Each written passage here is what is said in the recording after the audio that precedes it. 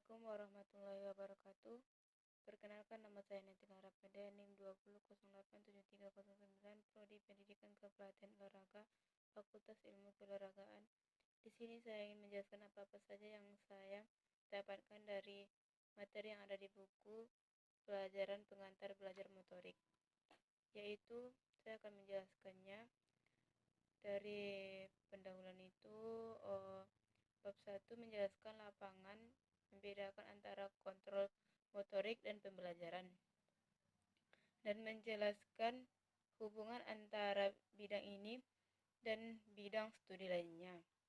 Ini memberikan sejarah singkat lapangan, menunjukkan bagaimana ia menggabungkan pengetahuan tentang gerakan dan psikologi, kinesiologi, rehabilitasi, fisik, ekonomi, dan ilmu saraf. Bab 2 membahas berbagai metode ilmiah yang digunakan untuk mempelajari keterampilan motorik. Ini menjelaskan alat penelitian perilaku motorik dengan fokus pada berbagai cara untuk pengukuran perilaku dan keterampilan motorik.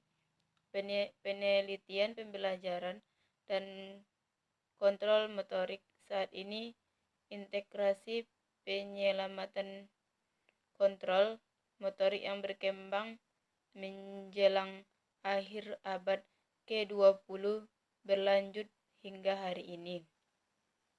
Studi tentang pengendalian dan pembelajaran motorik juga terus diduplikasikan dalam jurnal yang dikhususkan untuk topik profesional tertentu. Misalnya terapi fisik, faktor manusia, jurnal ilmu olahraga, dan daftar ini terus bertambah hingga mencakup jurnal sebelumnya tidak mempublikasikan artikel perilaku motorik. Singkatnya, kapasitas untuk melakukan penyelamatan dengan kualitas sangat tinggi telah berkembang dengan kecepatan yang memusingkan. Ini adalah waktu yang menarik untuk mempelajari kembali kontrol motorik dan pembelajaran. Sebuah kumpulan literatur yang sekarang memiliki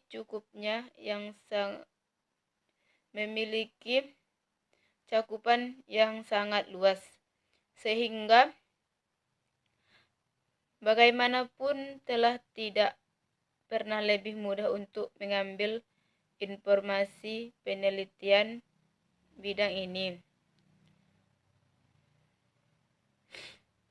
Internet yang bahkan tidak ada pada saat ini, edisi kedua buku ini, informasi lebih cepat, lebih mudah, dan lebih nyaman dari sebelumnya.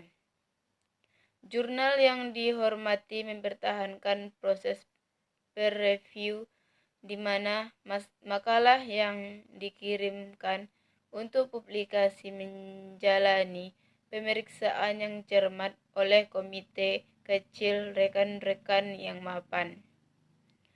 Referensi sebelum dapat muncul di bawah judul jurnal.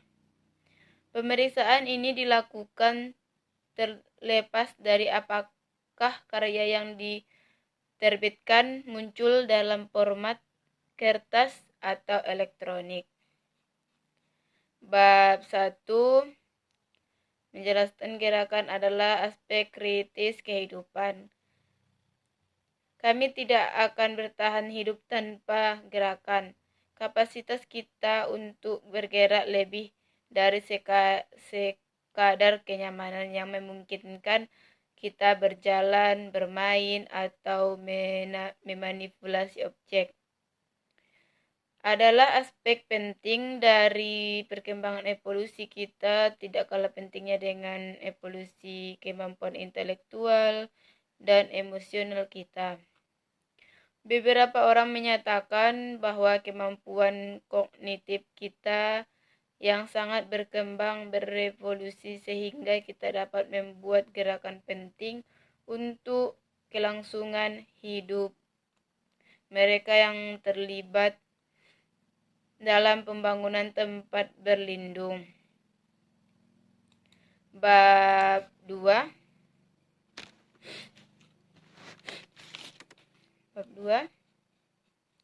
Menjelaskan tentang metodologi untuk mempelajari performa motorik.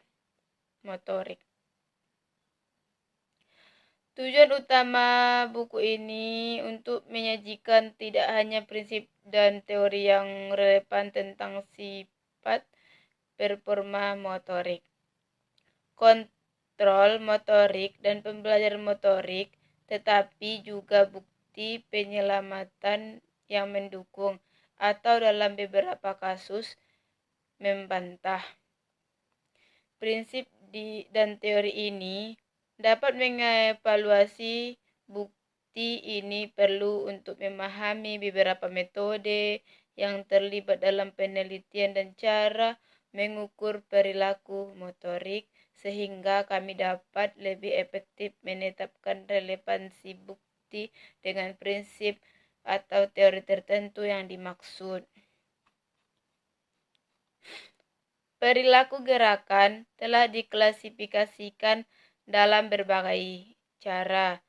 2 skema klasifikasi penting adalah dimensi diskrit atau kontinu serial yang didasarkan pada gerakan tertentu yang dibuat, dan di dimensi terbuka tertutup yang ditentukan oleh atribut persepsi tugas. Mengukur perilaku motorik di bidang perilaku dan kontrol motor. Pengukuran pada dasarnya dapat dilakukan dengan 3 cara berbeda. Pada tingkat yang paling umum, kita dapat menggambarkan seberapa baik suatu gerakan mencapai beberapa tujuan lingkungan yang melekat dalam tugas tersebut, misalnya apakah suatu target tercapai atau tidak. Menggambarkan hasil gerakan. Aspek pertama dari pengukuran dalam perilaku motorik adalah kuantifikasi sejauh mana suatu gerakan mencapai tujuan yang dimaksudkan atau diinstruksikan. Misalnya, apakah gerakan itu menghasilkan sasaran ataukah gerakan itu dilakukan pada waktu yang tepat. Dengan demikian, ukuran kinerja mewakili sejauh mana target tidak tercapai, ukuran kesalahan. Dalam diskusi selanjutnya, asumsikan bahwa seorang pemain sedang berjuang untuk akurasi dalam mencapai beberapa target, misalnya gaya kecepatan, lokasi di ruang, dan bahwa hasil penggerakan dapat ditempatkan di sepanjang beberapa dimensi yang dapat diukur. Mengukur dan mengevaluasi hubungan proses penting untuk mengevaluasi hasil dari berbagai prosedur eksperimental dimulai setelah ukuran kinerja utama dihasilkan dari eksperimen. Disebut lebar target efektif. Dalam mencapai target dengan stimulus genggam di flow sebagai fungsi dari kecepatan rata-rata gerakan. Sekian video yang saya berikan, penjelasan saya. Semoga bermanfaat. Jika ada kesalahan, saya mohon maaf. Assalamualaikum warahmatullahi wabarakatuh.